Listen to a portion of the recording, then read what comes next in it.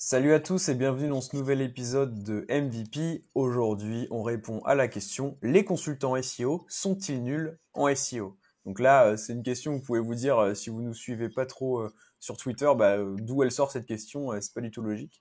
En réalité, il faut savoir qu'il y a toujours eu une petite guéguerre entre guillemets sur Twitter entre les éditeurs de sites, donc qui sont beaucoup présents sur Twitter justement. Donc pour rappel, éditeur de sites, c'est vraiment un SEO qui va référencer ses propres sites et les monétiser, et qui clash un petit peu gentiment, c'est de la taquinerie, les consultants SEO, soi-disant, en fait, voilà, comme les consultants SEO référencent d'autres sites et sont payés pour ça, ils partent du postulat que c'est parce qu'ils savent pas assez bien référencer des sites, puisque sinon ils auraient monétisé leur propre site. Et donc ça marcherait très bien comme ça, etc. Donc c'est assez rigolo. Antoine, qu'est-ce que t'en penses de ce sujet-là, toi? Bah ouais, c'est vraiment un sujet rigolo. Et puis, non, c'est vrai qu'il y a il y a des sujets intéressants parce que forcément, quand tu travailles sur tes propres projets, tu vas avoir une motivation différente que quand tu travailles sur des sites clients. Donc ouais, intéressant, intéressant. Ce que je te propose rapidement, juste avant de commencer le podcast, c'est de faire un petit retour semaine, puis un petit feedback au niveau des statistiques du podcast. Ouais. Donc toi, pour toi, Paul, qu'est-ce qui s'est passé la semaine dernière? Il me semble aussi que tu rentres bientôt en France. Ouais, bah écoute, là en ce moment, on en profite justement. Donc pour rappel, avec ma copine, on est au Vietnam. Effectivement, donc là, on enregistre le podcast le 28 février. Bah moi, dans quelques jours là, je rentre en France. Normalement, à l'heure où vous écoutez le podcast, je suis rentré en France, si tout s'est bien passé. Et donc, on en a profité ces dernières semaines là pour faire, en gros, les dernières visites qu'on voulait faire. Donc, on a fait notamment un grand tour en scooter dans les montagnes. Donc, ça s'appelle Hai Giang Loop. Donc, c'est dans les montagnes du nord du Vietnam. Et là, le week-end dernier, on a fait une croisière en bateau, pareil, un peu entre des espèces de petites montagnes, etc. Enfin, c'était très très sympa. Sinon, côté pro. Pas de grosses news, hein. Je dirais plutôt que je suis hypé un peu par ce retour en France, retrouver du confort, etc. Même, je vais retrouver la salle de sport que je connais très bien, mon Basic Fit à Caen, retrouver mes potes. Enfin, franchement, je suis assez pressé. Mais niveau pro, non, franchement, ça suit sa route. Là, c'est la fin de mois, c'est un peu la sauce, c'est un peu le rush, étant donné que je vais perdre un jour, même plus un peu avec l'avion, etc. Il faut que tout rentre dans l'emploi du temps. Mais franchement, sinon, tout va bien, que du bonheur. Et toi, Antoine? Parfait. Et ben, du coup, nous, la semaine dernière, on a fait une bonne semaine. J'ai fait un mercredi, c'est mercredi C'était une journée de fou. Il y a eu 7 clients le même jour qu'on signait, tu vois. Donc une journée de fou furieux. J'étais vraiment trop content. Et la même journée, il y a aussi un CDI qui m'a envoyé un message de confirmation pour commencer au mois de mars. Trop Donc cool. vraiment une trop bonne semaine la semaine dernière. Et puis on va essayer de bien entamer le mois de mars, du coup, avec beaucoup de projets. On est sur notre plus gros portefeuille qu'on n'a jamais eu depuis le début, donc il va falloir qu'on soit bien concentré, quoi. Trop bien. Trop cool. Franchement, c'est des super nouvelles, ça. Mais attends, mais 7 clients en une journée, ouais, c'est assez incroyable. Ah oui, non, c'est abusé. Déjà, même en une semaine, c'est incroyable. Bah ouais. Normalement, c'est ce que tu fais en un mois à peu près, quoi. Donc Ouais, c'est franchement, ça. ouais, franchement, je sais pas, la journée était incroyable, quoi. Une journée bénie, quoi. Ouais, exactement. Trop cool. Euh, Écoute, ouais, on va faire un petit point sur les performances du podcast. Donc sur YouTube, on a pas mal pris en abonnés récemment, notamment parce que en fait, tous les derniers épisodes ont bien marché, surtout celui avec François Tréca, celui avec Franck aussi, même celui sur les erreurs SEO, même le guide SEO local que j'avais fait en solo, il a bien marché aussi, franchement. En même temps, c'est des sujets SEO et on va pas se mentir, il y a beaucoup d'entre vous qui nous suivent pour ça. Donc on est bientôt à 500 abonnés. On est 486 là, donc le 28 février quand on enregistre ce podcast. Donc je pense qu'on aura sûrement passé les 500 abonnés. Donc franchement, ça fait trop plaisir. Nous, on essaye de suivre ce format-là parce que justement, il nous fait plaisir aussi. Il y a pas, ça demande pas un setup de malade mental, ce qui fait qu'on peut tenir cette habitude sur le long terme. On y prend du plaisir et voir que ça vous plaît aussi, que vous y trouvez votre compte avec de la valeur, etc. Parce que c'est ce qu'on s'efforce quand même de faire, de vous donner à chaque fois un peu des tips activables ou vraiment des pistes de réflexion, d'amélioration sur votre SEO digital ou même d'autres sujets, bah, ça fait super, super plaisir. Donc, merci pour ça. Et sur Spotify, bah, c'est pareil, ça suit plutôt bien. Là, donc, on a 5 avis. Pardon, 20, je me trompe tout le temps. 27 avis, 5 étoiles. Donc, pareil, au fil des semaines, on prend à chaque fois, je dirais, 2-3 avis en moyenne. Donc, c'est super sympa. Donc, évidemment, bah, si vous voulez soutenir le podcast et lui faire gagner en visibilité, c'est quand même un podcast sur le SEO. Il faut qu'il soit bien référencé. On n'a pas le choix. Et bah, n'hésitez pas à vous abonner sur YouTube, à commenter aussi sur YouTube. Je l'ai pas dit, mais j'ai remarqué ça. Je sais pas si t'as remarqué, Antoine, mais plus on fait d'épisodes sur YouTube, et bah, plus on a de commentaires. Là, j'ai l'impression qu'on est lancé, qu'on a au moins à chaque fois une dizaine de commentaires sous chaque épisode. Alors, on va voir si ça dure, mais franchement, c'est trop bien. Merci à tous ceux qui prennent le temps de faire ça. Et donc, voilà, YouTube, c'est abonnement, commentaire, en gros, on va dire. Puis le like, évidemment. Et puis Spotify, c'est vraiment les 5 étoiles, enfin l'avis que vous souhaitez laisser. Et pareil pour Apple Podcast, on en parle peu, mais on a aussi quelques avis, donc ça fait super plaisir. C'est toujours en train de progresser, c'est top. Du coup, sur le plan un petit peu de cet épisode-là, donc à savoir les consultants SEO sont-ils nuls en SEO, on va déjà reprendre les résultats d'un sondage que j'avais fait sur Twitter, qui a récolté pas mal de votes. Antoine, il vous dévoilera peut-être la réponse qu'il a choisie aussi pour le fun. Mais voilà, c'était un sondage où je disais, bah, en gros, oui ou non, est-ce que les consultants SEO sont nuls en SEO? Donc on va revenir là-dessus. Ensuite, on va un peu aborder les consultants SEO par réseaux sociaux. Donc en fait, les consultants SEO sur Twitter, les consultants SEO sur YouTube, sur LinkedIn, sur TikTok, pour vous parler un peu pour nous du niveau estimé selon les réseaux. Ensuite, on fera aussi une distinction entre être consultant SEO en agence, chez l'annonceur ou en freelance. Est-ce qu'on estime qu'il y a des différences aussi de niveau en termes de compétences? Et aussi, on finira par répondre à la question fatidique, qui sont les meilleurs entre les éditeurs de sites et les consultants SEO? Et aussi, en fait, tout le long de ce podcast-là, l'important pour nous, ça va être de vous donner aussi, nous, nos KPI, un peu les indicateurs à mesurer pour mesurer justement les indicateurs à prendre en compte pour mesurer la performance et la compétence d'un consultant SEO, pour que vous sachiez, vous aussi, peut-être si ça vous intéresse de faire de la presta SEO, bah, ce sur quoi vous devriez vous focus justement pour, je sais pas, maximiser vos chances d'être recruté dans une bonne agence, pour signer des clients plus premium en freelance, etc., quoi. Ça peut être vraiment super utile. Euh, donc ouais, pour les résultats du sondage, Antoine, tu vas me dire ce que tu en penses. Mais donc, il y a eu 376 votes et il y a eu 68% quasiment, enfin 67,8% de réponses qui étaient oui et donc 32,2 qui étaient non. Donc une écrasante majorité, sachant que le sondage a été effectué sur Twitter et comme je l'ai dit, la base de cette question, c'est qu'il y a une petite guéguerre entre éditeurs de sites et consultants SEO. Antoine, t'en penses quoi, toi, de ce Ouais. 68% presque? Bah déjà, la question qu'on remette bien, c'est est-ce que les consultants SEO sont nuls en SEO? C'est ça, hein? Ouais, Oui ou ouais, non? ouais. Et du coup, il y a eu 68% de oui. Ouais. Ok. Bah moi aussi, j'avoue, j'ai voté oui. C'est ce que je disais à Paul en fait. Rien que la question, en fait, t'as envie de cliquer sur oui, tu vois, alors que je suis consultant SEO.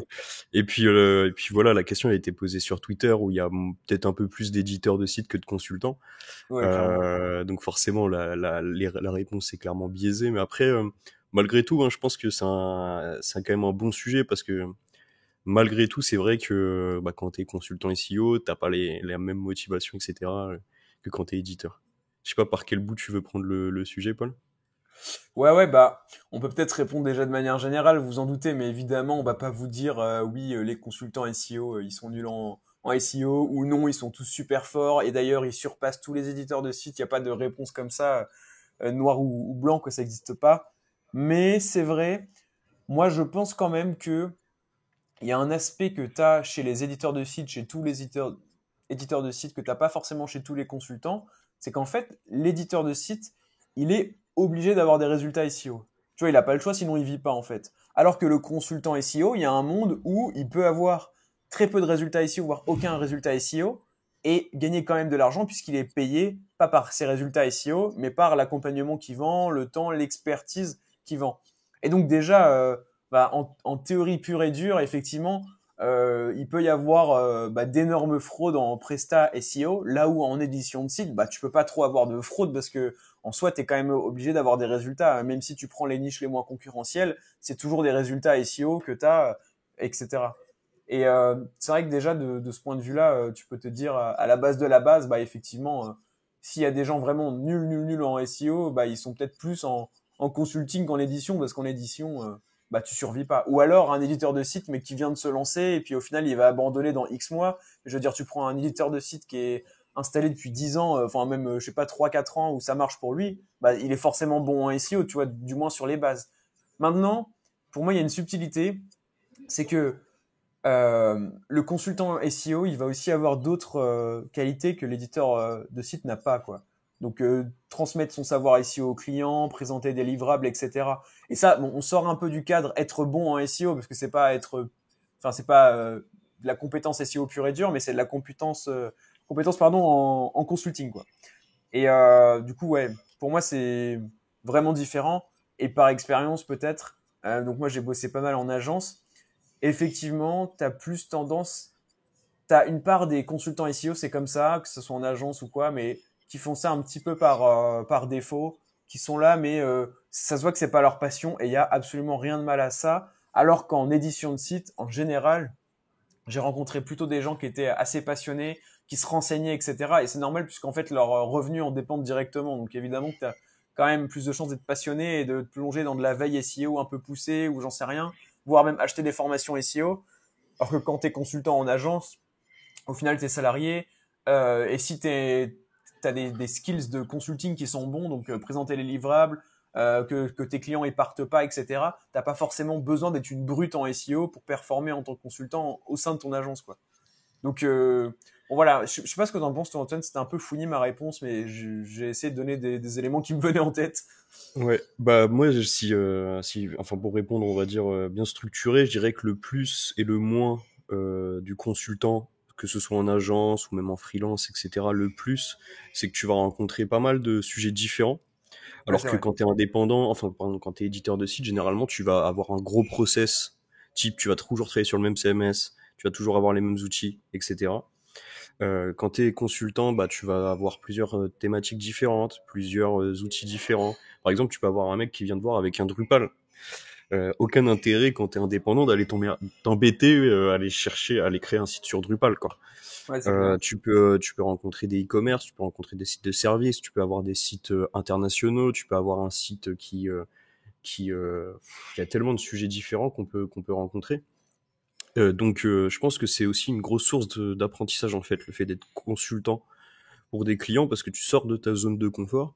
Alors que c'est vrai que quand tu es éditeur de site, tu as une approche complètement différente où tu vas vraiment viser peut-être un peu plus les outils un peu d'automatisation. Pourquoi pas voilà, mettre en place des process pour gérer tes propres sites, etc.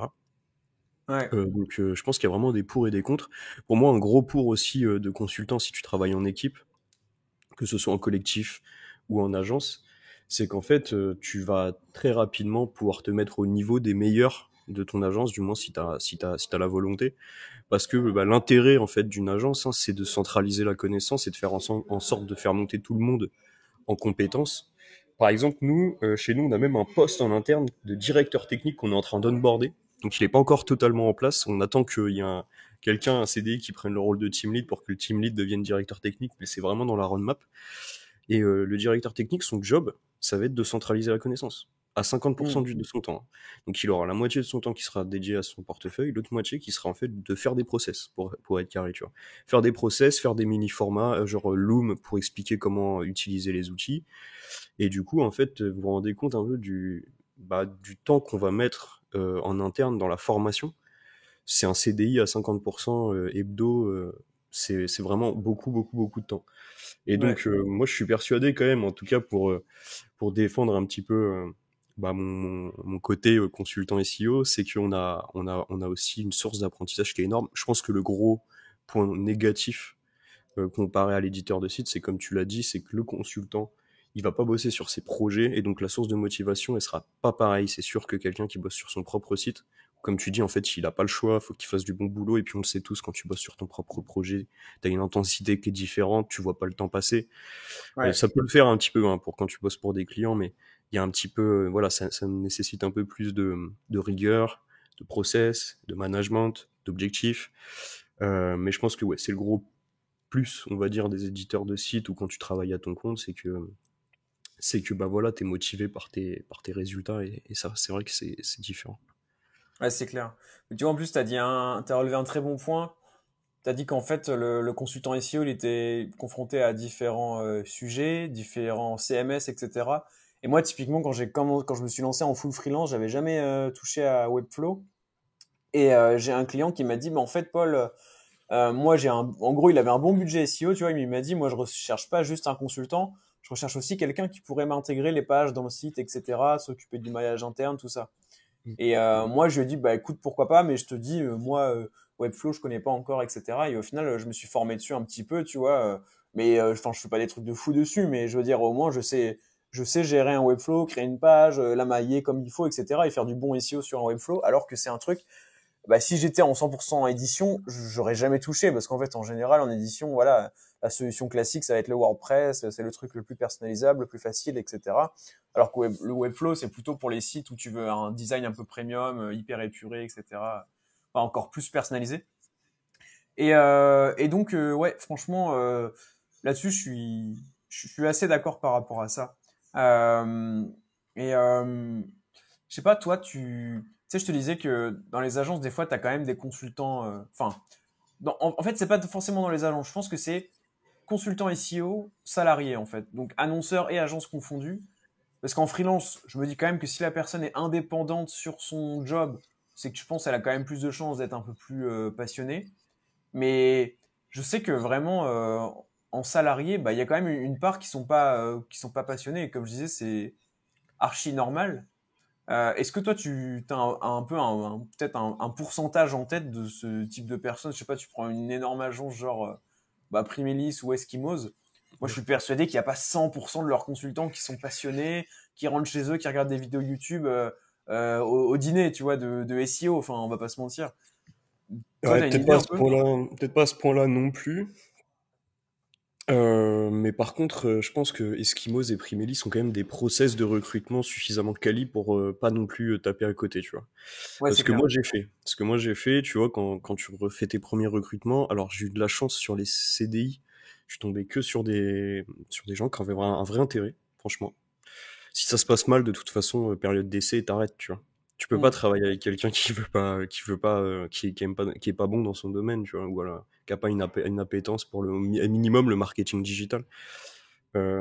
Pour les alternants, on a remarqué que bah, t'en avais en fait qui étaient là pour valider leur diplôme, ce qui est tout à fait logique parce que je me remets à la place de moi il y a 3 ans quand j'étais alternant, que Ouais. je cherchais mon alternance, je tapais partout, tu vois.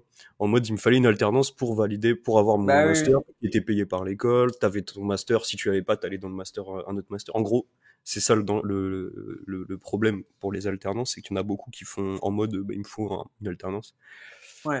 Et ça, par contre, ouais, on le rencontre encore aujourd'hui. On l'a rencontré et on a mis en place des process à ce niveau-là. Tu vois, nous, nos process, comme tu dis, le consultant, il a deux qualités. Il a un hard skill et un soft skill. En gros, il sait communiquer, pédagogie, transparence, etc. Et il sait faire du SEO. Et du coup, on essaye d'avoir un entretien juste pour savoir s'il sait faire du SEO et un entretien juste pour savoir s'il sera bon consultant, tu vois. Mais pour répondre concrètement à ta question, honnêtement, je pense que quand tu parles grosse agence, CDI, etc., à mon avis, tu serais étonné, je pense qu'ils sont tous bons, globalement. Et moi, je sais que quand j'entends parler les collègues le midi, etc., je les entends parler de SEO, je les entends parler de... Tu vois, je sais qu'ils kiffent en fait, qu'ils sont vraiment intéressés, qu'ils se renseignent. Enfin, c'est pas... Ouais. Je sais pas si t'avais remarqué ça aussi à l'agence web, parce que du coup, vous étiez quoi? 30? Une trentaine? Ouais, ouais, c'est ça. Ben si, j'avais remarqué, mais ça dépendait des profils, tu vois. Effectivement, il y avait toujours des discussions SEO.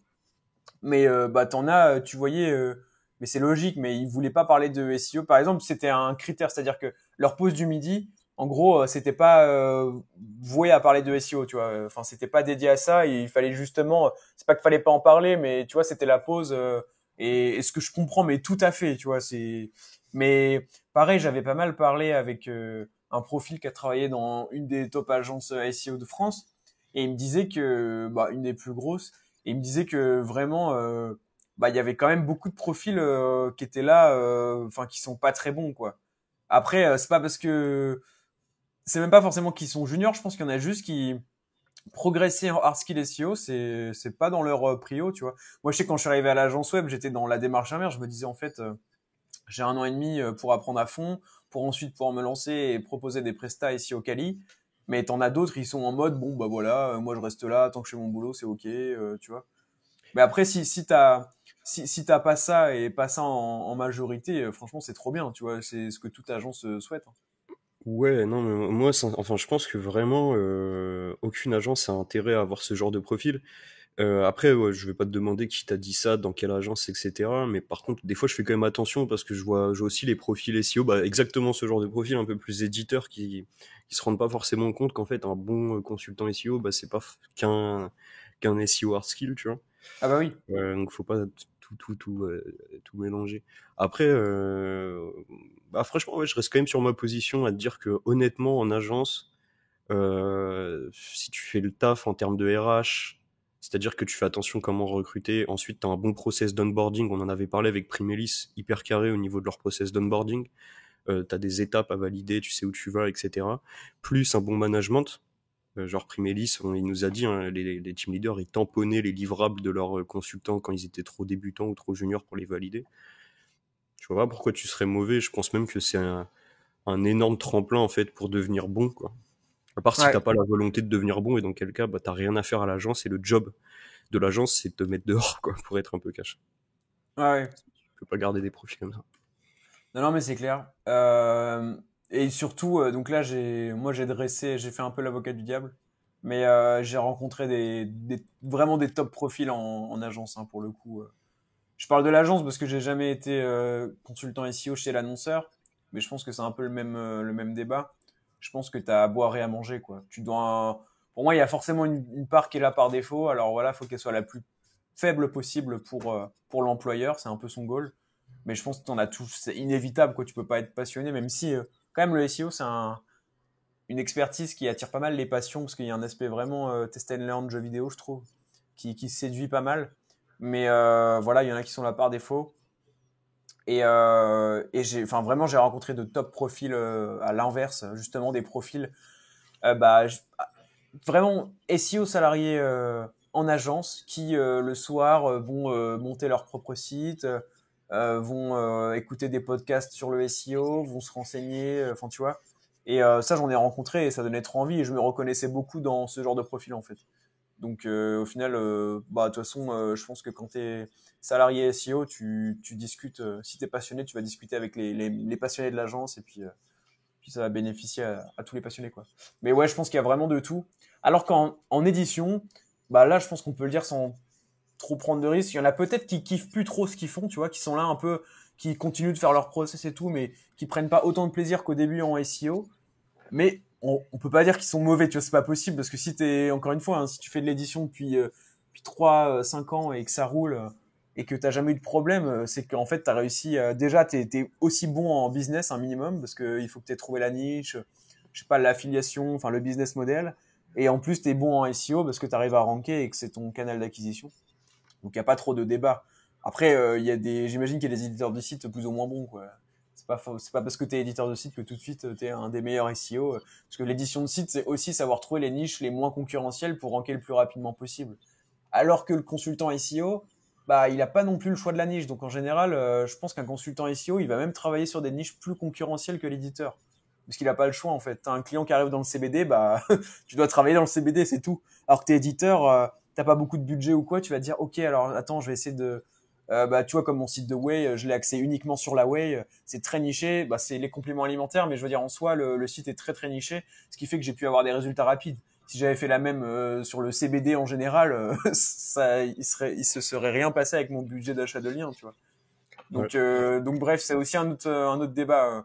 Je pense que le consultant SEO, il est plus vite mis dans le bain. Moi, je sais qu'à l'agence web, j'ai commencé à travailler dans le CBD au bout de quelques mois, sur d'autres thématiques aussi liées au plaisir pour adultes, etc. assez rapidement. Donc, j'épaulais plutôt d'autres consultants, mais tu vois, j'ai été baigné là-dedans assez rapidement, j'ai pas eu le choix, quoi. Parce qu'en fait, les clients, c'était ça. Donc, bref. Je pense qu'il y a plusieurs trucs, mais en gros, la réponse pour l'instant, vous l'aurez compris, c'est ça dépend, même si, enfin, je vais pas me répéter, mais pour moi, en consultant SEO, il y a quand même plus de chances d'être incompétent qu'en édition de site. Même si Dans le c'est pas sens où, la... ouais, dans le sens où tu as des consultants SEO qui peuvent faire ça par défaut, ce qui n'est pas le cas pour éditeur de site, je t'en rejoins à Ouais, 100%. Mais par contre, l'édition de site, on n'en parle pas, mais chacun a ses... Enfin, je veux dire, c'est quoi là? Tu vois, au moins, tu vois, dans une grosse agence, elle a fait ses preuves, sinon elle aurait pas pu se développer. Donc tu sais que tu vas avoir ouais, des bons process. Je suis ouais. persuadé qu'à l'agence web, on a globalement les mêmes process qu'à Primelis, il y a globalement les mêmes process qu'à Eskimos, il y a globalement les mêmes process que tu vois, c'est ce qui marche, quoi. Ouais, c'est possible. Alors que éditeur de site, j'ai peur que chacun fait un peu sa secret sauce, tu vois, qui marche Bah, parfois, parfois pas. En mode, tu vas te former à droite, tu vas te former à gauche, t'as des mini-gourous un peu partout, tu vois, qui vendent des formations. ouais, c'est Et, vrai. et après, le risque aussi, c'est ça, c'est que, ok, les éditeurs de sites, ils sont passionnés, c'est sûr, mais après, au niveau de justement, de ce process de centraliser la connaissance, etc., finalement, c'est souvent, à mon avis, leur process provient souvent, à mon avis, de vendeurs de formats qui, eux, pour le coup, ont un business model beaucoup de vendre de la formation, Ouais, euh, orienté aussi un peu grey hat à chaque fois. Donc, ouais, après, je pense qu'il faut faire la distinction entre ouais, les nouveaux éditeurs de sites, ceux qui sont jeunes, qui viennent de débarquer là-dedans, effectivement, leurs influences, ça va être bah, des gourous qui vendent leur format, comme tu dis. Par contre, il y en a qui sont là depuis très très longtemps et eux, qui peuvent avoir des gros backups, tu vois, qui peuvent avoir été, je sais pas, head of SEO dans des grands groupes, etc. quoi. Donc ça, pour moi, c'est plus les éditeurs de sites qui sont là depuis longtemps, quoi. C'est des gens qui vraiment ont beaucoup d'XP et qui ont jamais eu peut-être besoin d'acheter une formation, quoi. Mais pour les nouveaux, ouais, c'est clair que si tu dois te lancer demain en édition de site et que t'as jamais travaillé avec des SEO compétents, tu vas t'orienter vers les formations qui existent. Et bah après, enfin, faudrait juger de la qualité de ces formations-là. Hein, c'est pas forcément nul. Mais mais tu vois, moi, ouais. typiquement, il y a un mec qui vient me voir en mode, il cherche un job de consultant ici en CDI. Il me dit qu'il a fait de l'édition de site. Bah, je me dis que c'est cool. Tu vois, je fais un entretien avec lui, Skill, et il est incapable de me dire des trucs white hat. Tu vois, des trucs avec le bon sens, type, bah, pour ranker, il faut une page avec une bonne structure, du bon contenu, tu vois, des trucs qui pour moi fonctionnent. Et il me commence à me parler que de PBN, que d'automatisation, que de niche, que de nom de domaine expiré et tout. Je me dis en fait, bah ça va mal se passer, tu vois. Il sera pas bon consultant SEO pour nos clients. Et donc Ouais, même tu vois recruter moi ce genre de profil, je suis pas sûr que ça le fasse en fait. Je pense qu'il va faire, ses clients seront pas satisfaits, il aura pas des résultats quali. mais Et tu d'ailleurs, penses que tu penses que ça existe ce genre de profil? Parce qu'en fait, pour moi, les gens qui vont parler black hat ou qui vont avoir des logiques white hat, enfin black hat, pardon, c'est que pour moi, justement, ils ont acquis le white hat avant, tu vois, parce que pour moi, c'est quand ah même la non, base de la base. ben non, je pense pas. Moi, j'ai même vu un post la dernière fois passer là-dessus. Alors, d'un gars en fait qui avait un salaire, apparemment un bon salaire chez l'annonceur et tout, qui s'est fait virer parce Ah qu'en oui, oui. fait, il faisait des trucs un peu trop black hat et que bah en fait l'annonceur avait déjà fait cette erreur dans le passé et du coup ils l'ont tout de suite jarté avant la fin de sa période d'essai, tu vois. Et je pense qu'en fait Ouais. non, t'as des gens qui ont une vraie mais tu vois, c'est un art skill et aussi c'est une appétence. C'est en fait, ils ont la volonté, ils adorent faire du black hat, tu vois. Tu leur Ouais, ouais. demandes de faire de la rédaction, ça les fait chier, entre guillemets, tu vois. Ils veulent vraiment tout. Et ouais, je suis persuadé que t'en as des profils comme ça.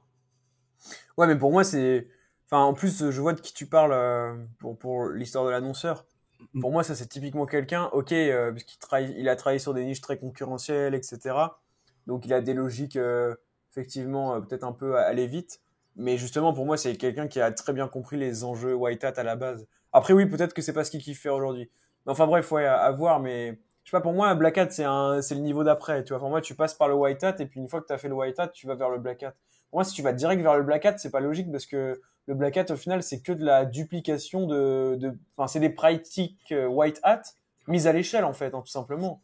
Bon, après, t'as des trucs spécifiques, genre le parasite SEO, ce genre de truc, on va jamais faire en white hat, mais je sais pas. Pour moi, j'ai du mal à croire qu'un bon black hat, enfin, quelqu'un peut être bon en black hat sans avoir bien compris les bases du SEO et du white hat au final. Mais bon, Ouais, non, non, faudrait voir peut-être en vrai. t'as aussi raison aussi, mais peut-être que juste simplement, il va pas s'épanouir dans le white hat parce que ça va être trop Ah oui, par lent, contre. tu vois, et du coup, Ouais. il va pas être bon là-dedans, tu vois. Ah oui, ça par contre, c'est d'un point de vue motivation et kiff, ouais, ouais, c'est clair que. Mais bon, quelqu'un qui kiffe le Black Hat, bah normalement, tu postules pas en agence SEO, quoi. Tu te doutes bien que, sauf si l'agence, ses clients, c'est que des thémas un peu, un peu bizarres, mais sinon, tu fais jamais de Black Hat, quoi. Mais ouais. Si tu veux, on peut passer peut-être au plan. Donc là, on a fait les résultats du sondage. On a donné un peu notre réponse globale. Moi, je voulais faire une distinction, tu sais, entre les consultants SEO par réseaux sociaux. Donc, les consultants SEO qu'on retrouve sur Twitter, sur YouTube, sur LinkedIn. Et puis, j'ai mis TikTok, Short et les réels, Instagram. Donc, les formats vraiment verticaux. Est-ce que toi, tu as un truc à dire là-dessus? Est-ce que tu vois une différence peut-être selon les réseaux?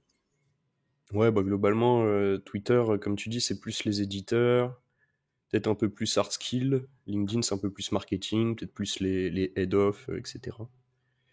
Ouais. Et puis YouTube, je pense que c'est là-dessus que tu peux aller choper de l'info vraiment quali en termes de mise en pratique, quoi. Ouais, c'est Je sais pas clair. ce que Et t'en penses, TikTok? toi. Ouais, ouais, TikTok, bah, ouais, vas-y. je dis TikTok, je l'ai jamais téléchargé. Je l'ai téléchargé une fois, je l'ai supprimé direct et depuis, je me tiens loin de ce réseau compliqué à mon avis. Ouais, t'as bien fait. Bah ouais, bah moi ma réponse c'est globalement la même que la tienne, hein. Twitter, c'est vrai que tu vas retrouver beaucoup d'éditeurs de sites, aussi des consultants SEO, et justement en général des consultants SEO, enfin pour qui vraiment la veille ça leur tient à cœur, qui veulent les vraies infos, rester un peu proche d'une communauté experte en SEO. Et donc pour moi je dirais que c'est un peu le haut du panier sur Twitter, en tout cas en termes de personnes présentes. Je dis pas forcément en termes de personnes actives hein, à publier dessus, mais plutôt en termes de présence, parce qu'il y a beaucoup qui ont des comptes anonymes, juste qui sont là pour suivre ce qui se passe. YouTube, moi je pense que le niveau est quand même assez débutant dans le sens où t'as pas intérêt sur YouTube à montrer des choses très très poussées non plus. Je sais pas sur YouTube que tu vas montrer une super technique d'automatisation, je sais pas quoi. Même si tu as des super chaînes YouTube là-dessus, comme celle de Romain Pirotte, qui marche bien en plus, qui va montrer un peu des choses, même parfois black hat sur le parasite SEO, etc. Ça, c'est super intéressant. Mais en tout cas, YouTube, c'est là où on a le plus de consultants SEO qui vont montrer du concret. Donc un peu le format partage d'écran, hein, tout simplement. LinkedIn, bah là, malheureusement, c'est un peu le bas du panier en termes de compétences SEO. On voit quand même passer des grosses dingueries. La priorité sur LinkedIn, c'est vraiment le branding à 100%. Et ça se ressent hein, des fois, même dans des posts LinkedIn qui se veulent informatifs, concrets, tips, clés en main, etc. On se retrouve des fois avec des infos qu'on ni queue ni tête, quoi. Donc je dis pas que c'est la majorité du temps, hein, parce que moi souvent je scrolle sur LinkedIn, je suis jamais enfin, je suis rarement offusqué, quoi. Mais quand même, des fois, ça arrive. Et on va dire qu'en général, le niveau d'information est quand même assez bas. Mais ce qui est logique, parce que tu t'adresses à monsieur, madame, tout le monde aussi, quoi. Sur Twitter, tu sais que quand tu vas publier, ça va être des gens qui ont un minimum d'XP SEO qui vont te lire. Sur YouTube, c'est pareil, tu te doutes que c'est des gens qui ont déjà regardé des vidéos SEO. Mais sur LinkedIn, en fait, ton but, c'est d'être compris par des gens dans le marketing, mais qui n'ont pas de grosses notions SEO. Donc c'est aussi logique de ce point de vue-là. Et puis sur TikTok, Short et Réel, bah toi, tu avais désinstallé l'appli dès que tu l'as installé. Moi, je l'avais gardé un petit bout de temps, notamment parce qu'à un moment, j'avais pour objectif de publier sur ce réseau-là, sur TikTok. Donc, quand je faisais ma veille concurrentielle, je voyais un peu les contenus SEO. Et en fait, c'est pas que c'est, enfin c'est déjà il y a des contenus mauvais et aussi il y a des contenus qui sont bien mais qui sont archi survendus quoi. Parce que l'accroche, etc., le putaclisme, on va dire, le caractère putaclic, c'est quelque chose qui est au cœur de l'algorithme. Et donc, enfin c'est assez vénère ce que tu peux trouver dessus. Je me rappelle sur Twitter, ça avait fait un peu un buzz. Il y avait un gars qui disait la balise title en SEO, ça ne sert à rien.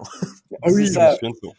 Je me Ouais, souviens de voilà. ce truc. Tu sais, il mettait, en gros, il parlait de la méta description et de la balise title et il disait qu'en gros, les deux, c'était inutile, quoi. Alors que la balise title, bon, si t'as référencé un site, tu sais que c'est hyper utile. C'est d'ailleurs, je dirais, le truc le plus utile en SEO, je trouve, c'est l'élément où t'as le plus de résultats rapides en SEO, je trouve que c'est la balise title. Des fois, t'ajoutes un mot-clé secondaire et hop, ta page, elle va direct remonter sur le mot-clé secondaire. Alors qu'avant, t'avais juste pas l'expression, t'as pas changé ta page et tu rankais pas du tout dessus, quoi. Donc, je trouve que c'est hyper puissant. Et le mec qui disait ça, enfin, c'est assez lunaire. Mais sinon, il y a quand même des petits tutos. Moi, j'avais pas mal suivi Nail Patel, qui est à fond sur TikTok. En tout cas, quand je regardais, il était à fond dessus. Et il faisait un peu des petits tutos comme ça, rapides, format TikTok. Et bon, ça va, quoi. Mais c'est vrai que je dirais que enfin, LinkedIn, TikTok, c'est un peu les pires. Et puis après, Short et Réel, bah, c'est pareil que TikTok, en fait, hein. Donc là-dessus, là-dessus, voilà, souvent les créateurs TikTok bah, repostent automatiquement sur YouTube Short et sur Instagram Réel. Donc c'est assez logique. Donc ça, c'était un peu la parenthèse par réseau. Donc si vous voulez vous entourer des meilleurs consultants SEO, je pense que ça se passera plus sur Twitter, un peu YouTube en sélectionnant les bonnes chaînes. Et puis voilà, LinkedIn, TikTok, bon bah c'est plus pour le reach, quoi, on va dire, malheureusement. Ensuite, on avait un point, c'était consultant en SEO en agence versus annonceur versus freelance. Est-ce que toi, Antoine, tu as un avis sur un peu la différence de compétences SEO qu'il pourrait y avoir entre ces trois catégories-là? Déjà, je pense que, toujours ce que, à mon avis, le gros plus de l'agence, c'est le fait d'avoir beaucoup d'études de cas, de case study. Et si Ouais, l'agence investit dans la montée en compétences, etc., je pense que c'est quand même le meilleur endroit pour monter rapidement en compétences. Tu vas rencontrer plein de choses différentes, tu vas pouvoir parler à vraiment plein de SEO, etc. Je pense que consultant freelance sans avoir travaillé avant en équipe, alors freelance après tu vois tu peux travailler en collectif, ouais, tu peux échanger des tips. Nous je sais que même entre nous tu vois on s'échange nos process, des fois t'as besoin d'un truc, j'ai besoin d'un truc, on peut se les échanger. Donc c'est comme si qu'on bossait entre guillemets, que ce soit en agence ou en free. Je pense que l'important c'est d'être dans le collectif, surtout vu que ça va vite au niveau des, tu vois, une nouvelle problématique, je sais pas, est-ce que tu as déjà rencontré ça parce que là je suis bloqué. Tu vois, ça peut être rapide. Donc freelance, à mon avis, simplement, faut qu'il y ait un petit peu de, entre guillemets, de, salut, de, comment dire, de travail d'équipe. Enfin, l'idée, ouais, c'est pas de rester tout seul dans son coin. Et chez l'annonceur, pareil, moi, je sais que quand j'étais à La Voix du Nord, le problème, à mon avis, c'est que vraiment, ils sont focus sur un type de site avec un besoin, etc. Donc, à mon avis, ils deviennent très, très, très, très bons. Typiquement, à La Voix du Nord, les SEO, à mon avis, ils sont très, très forts pour du SEO news, News, Google ouais. Discover, médias, fort volume d'articles, etc. À mon avis, tu les mets sur un e-commerce, ils vont avoir un peu plus de mal. Ouais, c'est sûr, hein. Peut-être chez l'annonceur, ça te permet vraiment de monter très, très fort en compétences, mais sur un seul domaine, quoi. Ouais. Ouais, c'est super intéressant. Mais moi, je vais apporter un axe de réponse qui est un peu différent. Donc, je suis d'accord avec tout ce que tu as dit. Moi, il y a un truc quand même que je retiens, enfin, qui me semble évident. C'est que en freelance, pour moi, tu es obligé d'être un minimum passionné si tu as décidé de te lancer en indépendant là-dessus, tu vois. Enfin, je vois difficilement quelqu'un se dire je vais devenir consultant SEO freelance, donc je vais être en gros tout seul en train de bosser. Bon, après, tu peux taffer un collectif et tout, mais c'est-à-dire que tu décides par toi-même que ton activité, ça va être que ça, et tu le fais par défaut, ça me semble un peu bizarre. En tout cas, dans les profils que j'ai rencontrés, souvent ceux qui sont freelance, ils sont assez passionnés quand même par le fait de développer leur process, etc.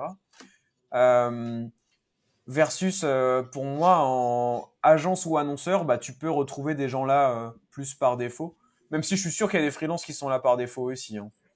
Et c'est pas parce que t'es passionné ou pas passionné que tu vas être bon ou pas bon. Ça peut, enfin, je pense pas que ce soit directement lié, mais dans certains cas, je pense que ça peut impacter un peu, quoi.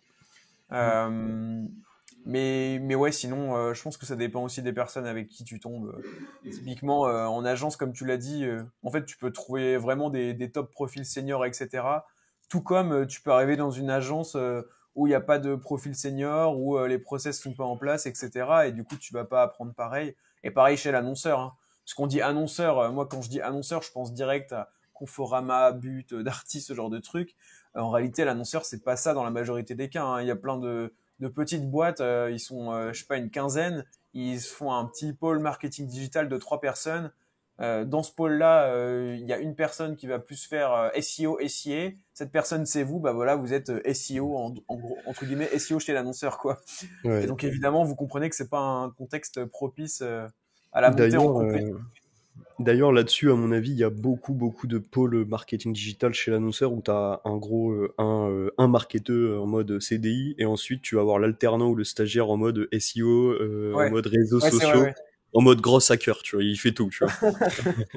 Et là, je peux te dire que celui qui arrive là, il va rien apprendre.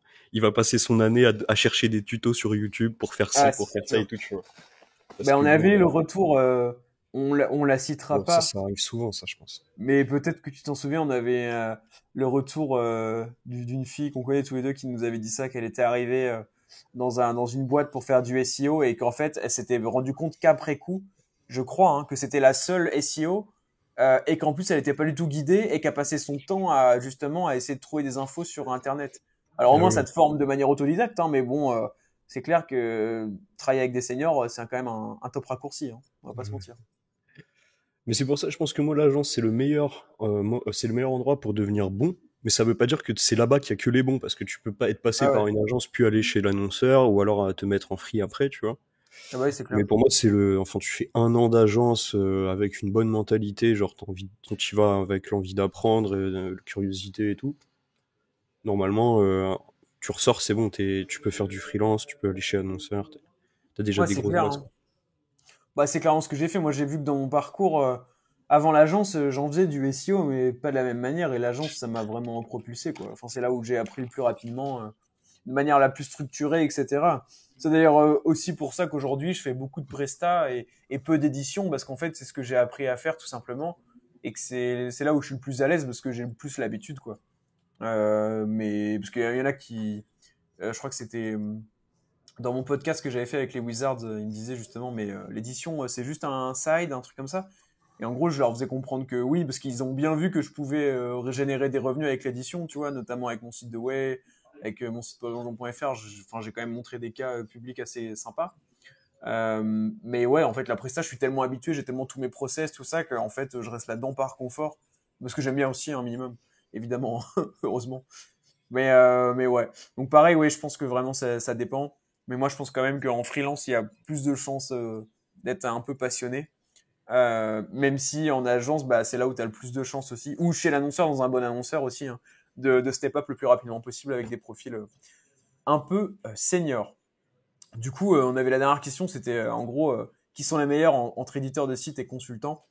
Bon, je pense qu'on aura un peu répondu. Moi, je pense que si on devait faire une moyenne de niveau purement SEO et on parle pas de soft skills justement liés aux consultants ou quoi, je pense que les éditeurs sont les meilleurs parce que ça me paraît tout à fait logique puisque par définition, voilà, leurs résultats SEO sont leurs résultats financiers. En gros, on va faire un petit raccourci, mais pour autant, il y a des très très bons consultants et être consultant nécessite d'autres compétences que le SEO pur et dur et la partie business pur et dur. Je sais pas si tu as un truc à ajouter sur cette question-là. Non, je te rejoins. Je trouve que c'est une bonne conclusion. Je pense tout ce qu'on Cool, s'est dit. super. Et bah sinon, on a pas mal de questions. On a pas mal de questions. Donc évidemment, ça suscitait un peu des réactions sur Twitter, donc c'est rigolo. Euh, alors, on a une question un peu troll, je crois. Ah ouais, elle est marrante celle-là. C'est Chifourmi euh, qui a une pépé de Garfield, le chat bande dessinée là, qui nous dit pourquoi les seuls, alors je sais pas pourquoi, pourquoi les seuls portent-ils tous des hoodies? Peut-être les seuls compétents portent-ils tous des hoodies? Pourquoi est-ce que le seul truc qui ressortent de leurs events, entre guillemets, ce sont des photos, ce sont les photos after? Là, Pas j'imagine un top pour message la avec plein de fautes crédibilité. d'orthographe. Attends, excuse-moi, je t'ai coupé. Ouais, non, non, vas-y, c'est bon, j'ai Non, terminé. mais vu comment tu lisais le message, j'imagine un message avec plein de fautes d'orthographe écrit. J'ai rien compris en Non, fait. non, même C'est pas quoi en cette plus. histoire d'Oudi? Non, non, même pas. Il y a même pas de faute d'orthographe. C'est juste aujourd'hui j'ai du mal avec tout. Mon cerveau n'est pas bien branché, genre vraiment pas. Mais, euh, mais non, il dit ouais, pourquoi les seuls portent-ils tous des hoodies? Je pense qu'il voulait dire, il y a un mot qui manque, donc en fait, je pense que c'est les seuls compétents peut-être. En mode, tu sais, peut-être comme le cliché du hacker avec son pull à capuche. Bon bref, j'en sais rien. Et sinon, ça me fume. Pourquoi est-ce que le seul truc qui ressort de leurs events, ce sont des photos after? Pas top pour la crédibilité. C'est vrai que souvent, tu vois les petits tweets, ouais, SEO camp, machin, et puis tu vois, ils sont tous en train de boire. C'est vraiment excellent. Bon, bref. Ça, c'était un peu la question troll, il n'y a pas de réponse. Par contre, on a trois questions d'Eliott Bobier qui sont super intéressantes. On a, premièrement, et en plus, on l'a pas forcément défini, c'est quel est le principal KPI de la compétence en SEO. Ensuite, on a, faut-il être bon en SEO pour développer son agence? Donc ça, c'est plus une question pour toi, Antoine. Et comment les clients évaluent la qualité d'un SEO? On va prendre dans l'ordre. Donc du coup, pour le KPI, le principal KPI de la compétence SEO, pour toi, Antoine, ce serait quoi? Alors, bah, pour moi, c'est position de requête sur de la requête transactionnelle. C'est pour moi le meilleur KPI que tu puisses avoir. Ouais. Bon, écoute, franchement, je suis assez d'accord, ça va droit au but. Donc voilà, ouais, position business SEO, trafic business SEO qui en découle, conversion business SEO qui en découle, tout simplement. Donc faut-il être bon en SEO pour développer son agence?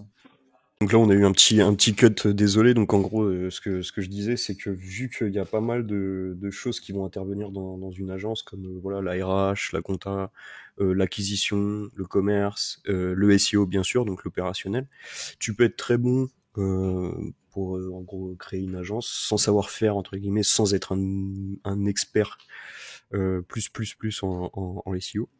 Maintenant, c'est quand même un peu bizarre de voilà de vouloir faire du référencement, de vouloir faire une agence SEO sans s'y intéresser, sans être bon là-dedans. Ouais. Mais en tout cas, c'est pas forcément le dirigeant qui va mettre en place les process, etc. Tu vas avoir quelqu'un qui s'occupe de ça en interne, tu vois. Ouais.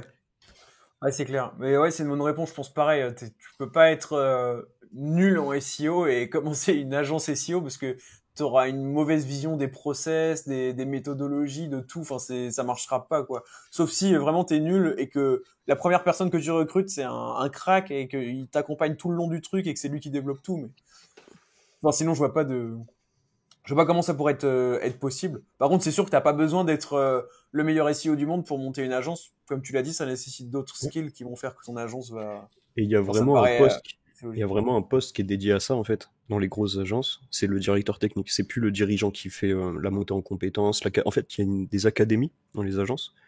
Nous, on Ouais, n'en a pas encore malheureusement, mais on va la créer. L'académie, c'est là où tu vas voir toutes les formations internes, tous les process, tous les workshops, etc. Et c'est lui en fait qui crée la qualité des entre guillemets des process. Et ça, c'est même plus le dirigeant qui s'occupe de ça, c'est le directeur technique. ouais, ouais, super intéressant. Et puis bah du coup pour finir sur les questions, on en avait d'autres, mais ça reprend un peu ce qu'on a déjà dit. Donc on va prendre la dernière d'Eliott Bobier, qui est donc comment les consultants évaluent la qualité d'un SEO, selon toi. Moi j'ai ma réponse aussi, donc tu peux y aller si tu veux. Comment les clients évaluent la qualité du consultant ou Bah, comment les clients évaluent la qualité d'un SEO, ouais. Donc du consultant SEO en SEO, quoi. Enfin, bah ça c'est en gros les résultats plus la partie communication ouais, clairement. vu que c'est pas instantané. Donc le fait de savoir communiquer, voilà, d'être bon dans le consulting, plus être bon en fait être efficace. Et nous, en interne, on a des KPI qui trompent pas, donc à savoir le taux de churn. Ça, pour moi, c'est le meilleur KPI. Si tu veux te noter toi-même, entre guillemets, tu prends tous tes clients versus tous les clients que tu as perdus. Et clairement, ça te donne une stat qui est est-ce que tu rassures le client, est-ce que tu es bon. Et en effet, hein, le fait de perdre un client ou de garder ses clients, c'est pas que le fait d'avoir des bons hard skills, c'est aussi le fait d'être bon en communication, quoi. D'être bon en Clairement. pédagogie et tout. Et sinon, pour moi, si un client devait évaluer, mais vraiment uniquement la compétence SEO pure et dure d'un consultant, et donc on enlevait toute la partie communication, etc., bah du coup, j'irais vers un indicateur, tout simplement la rentabilité de la campagne SEO, quoi. Parce que si la campagne est rentable, c'est-à-dire que le client, enfin le consultant a su positionner le client sur des mots-clés intéressants, qui ont un minimum de volume, qui sont business, où il y a du ROI derrière. Et comme on l'a dit précédemment, pour nous, position business, trafic business, conversion business, grâce au SEO, bah, tout ça, c'est la base de la base, quoi. Qu'on soit en édition ou en consulting d'ailleurs.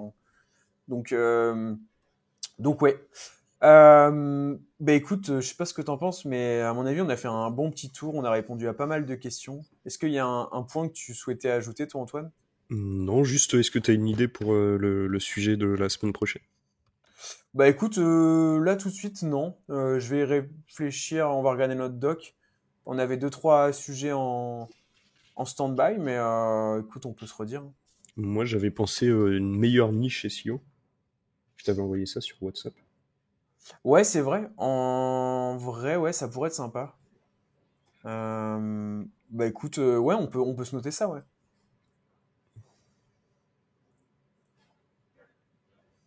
Bon, bah ça roule. On peut partir là-dessus, alors. Ça roule.